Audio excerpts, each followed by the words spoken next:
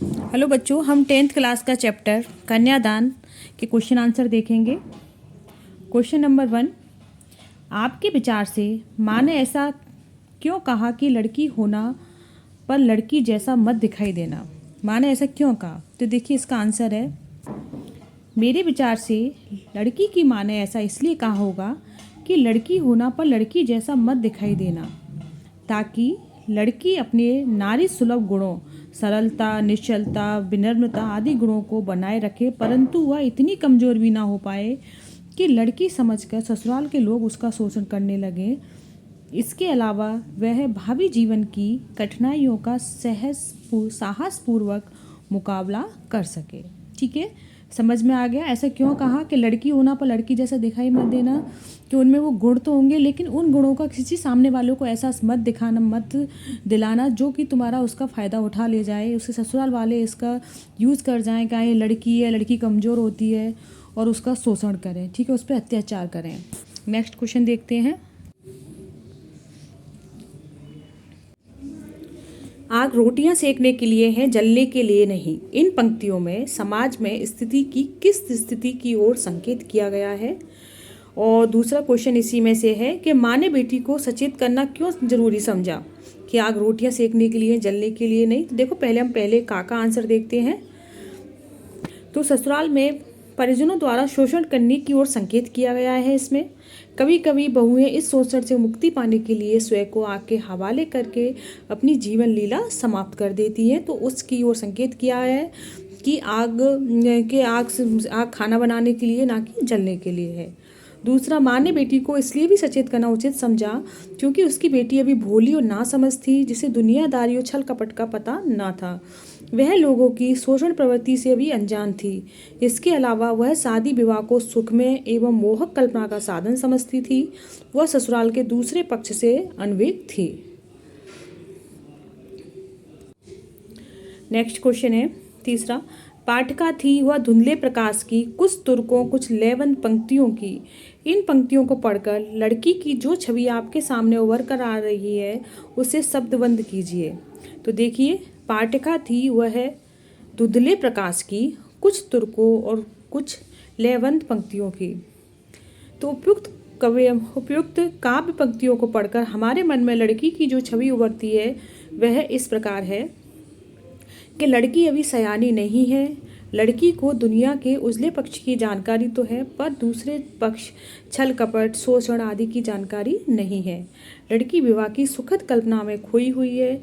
उसे केवल सुखों का एहसास है, दुखों का नहीं। उसे ससुराल की प्रतिकूल परिस्थितियों का ज्ञान नहीं है, बल्कि लड़की अभी जो अपने जो काल्पनिक जो कल्पना बना रखी है ना, बस उसी में खोई हुई है। उसे ये नहीं पता कि ससुराल में ऐसा ऐसा भी हो सकता है। नेक्स्ट देखते हैं। नेक्स्ट क्वेश्चन, माँ को अपच बेटी अंतिम पूंजी क्यों लग रही है? तो देखिए, माँ को बेटी अंतिम पूंजी इसलिए लग रही थी क्योंकि कन्यादान के बाद माँ एकदम अकेली रह जाएगी। उसकी बेटी ही उसके सुख दुख की साथिन थी और जिसके साथ वो अपनी निजी बातें बांट लिया करती थी। इसके अलावा बेटी माँ के लिए सबसे प्रिय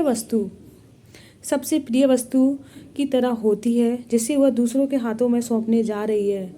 इसके साथ वो नितांत अकेली रह जाएगी। ठीक है ना? माँ ने बेटी को क्या क्या सीख दी? तो देखिए, माँ ने कन्यादान के बाद अपनी बेटी को विदा करते समय निम्नलिखित सीख दी। नंबर 1 थी कि वह ससुराल में दूसरों के द्वारा की गई प्रशंसा से अपने रूप सौंदर्य पर आत्ममुग्ध ना हो जाए। ठीक है, सबसे पहली सीख क्या दी कि दूसरे वो चाहे कोई कितनी भी प्रशंसा करे कि वो इतनी सौंदर्य, तो वो अपनी सुंदरता पर मनी मन इतनी मुग्ध ना हो जाए। आग का उपयोग रोटी पकाने के लिए करना है, उसका दुरुपयोग अपने जलाने के लिए मत करना। तीसरी सीख थी वस्त्र आभूषणों के मोह में फंसकर इनके बंधन में बंध ना जाना। नारी सुलभ गुण बनाए रखना व कमज़ोर मत पड़ना। ठीक है ना? किसी के सामने इतना कमज़ोर मत पड़ जाना कि कोई तुम्हारे ऊपर अत्याचार कर जाए, तुम्हें कमज़ोर समझकर तुम्हारे साथ कुछ भी गलत कर जाए। ठीक है ना? आपकी दृष्टि में कन्या के साथ दान की बात करना कहाँ तक उचित है? तो देखिए इसका आंसर, मेरी दृष्टि में कन्या के साथ दान की बात करना उचित नहीं है, क्योंकि दान तो किसी वस्तु का किया जाता है। कन्या कोई वस्तु तो नहीं है, उसका अपना एक अलग व्यक्तित्व है, उसकी रुचि है, पसंद है, इच्छा है, अनिच्छा है, आदि है। वह किसी वस्तु की भांति निर्जीव नहीं है। दान देने के बाद दानदाता का वस्तु से कोई संबंध नहीं रह जाता, परंतु कन्या का संबंध आजीवन माता पिता से बना रहता है। कन्या एक वस्तु जैसी कभी नहीं हो सकती, इसलिए हमारी दृष्टि में ये बिल्कुल उचित नहीं है कि कन्या के साथ दान की बात कहा जाए। देखो बच्चों, इसमें जो भी मोस्ट क्वेश्चन थे मैंने सारे इसमें सभी के आंसर मैं आपके सामने लेके आई हूँ। तो आप एक बार इन सभी को अच्छी तरह से याद कर लेना, सबको एक बार अच्छी तरह से समझ लेना, ठीक है ना। तो आपका ये मान लीजिए इस चैप्टर में से कोई भी क्वेश्चन आएगा वो आपका नहीं रहेगा, आपका एक भी नंबर इसमें से मिस नहीं हो पाएगा। तो देखिए नेक्स्ट क्वेश्चन देखते हैं। वैवाहिक संस्कार में कन्यादान खुशी का अवसर माना जाता है, पर यहाँ माँ दुखी क्यों थी? देखिए, माँ के दुखी होने के पीछे कारण क्या था कि वैवाहिक संस्कारों की रस्म में कन्यादान पवित्र एवं महत्वपूर्ण रस्म है। यह खुशी का अवसर होता है, परंतु कन्यादान कविता में माँ इसलिए दुखी थी क्योंकि विवाह के उपरांत वह बिल्कुल अकेली पड़ जाएगी। वह अपने सुख दुख की बातें अब किससे करेगी? इसके अलावा वह बेटी को पूंजी समझती थी जो आज से उससे दूर हो रही है, तो उसके दुख का कारण यही था। लड़की की माँ की चिंता के क्या कारण थे? तो देखिए, लड़की की माँ के चिंता के निम्न कारण थे। पहला, लड़की अभी समझदार नहीं थी। लड़की को ससुराल के सुखों की समझ थी, दुखों की समझ नहीं थी।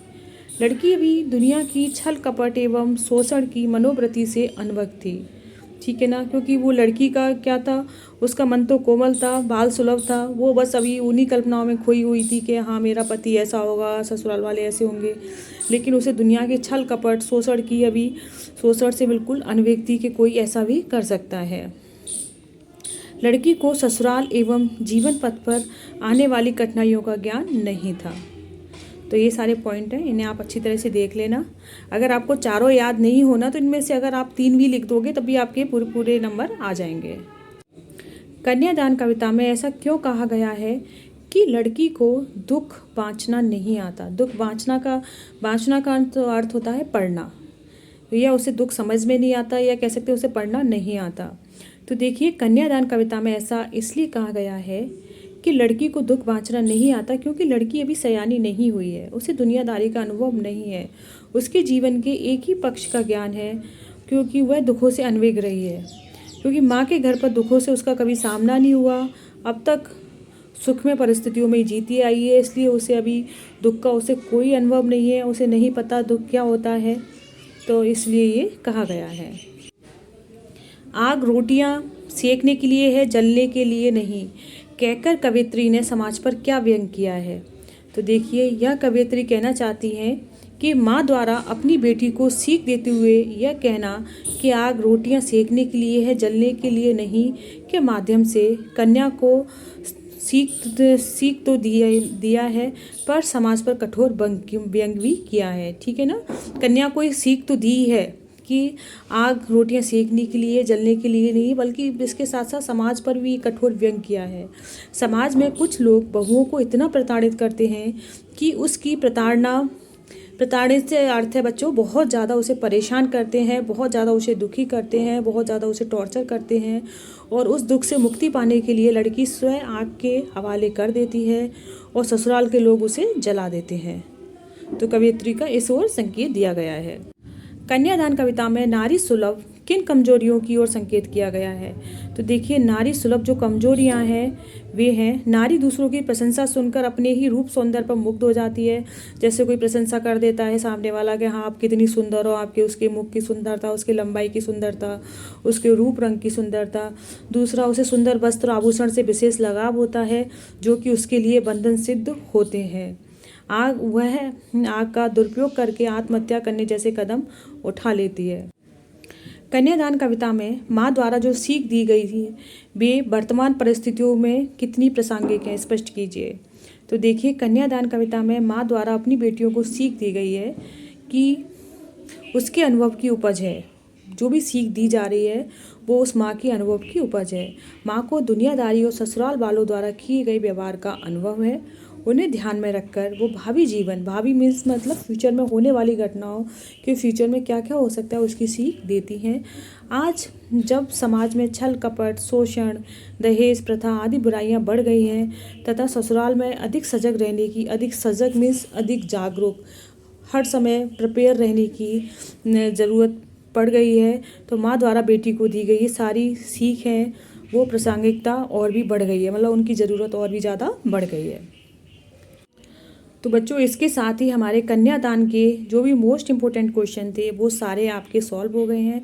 आप इन क्वेश्चनों को एक बार ज़रूर देख लेना, ठीक है ना। तो आप यकीन मानिए कि आपके यदि कन्यादान में से कोई भी क्वेश्चन आता है आपका एक भी नंबर नहीं कटेगा अगर आप इसे अच्छी तरह से आप पढ़ लोगे। और एक बार उस चैप्टर को भी आप ज़रूर पढ़ लेना। वीडियो देखने के लिए धन्यवाद।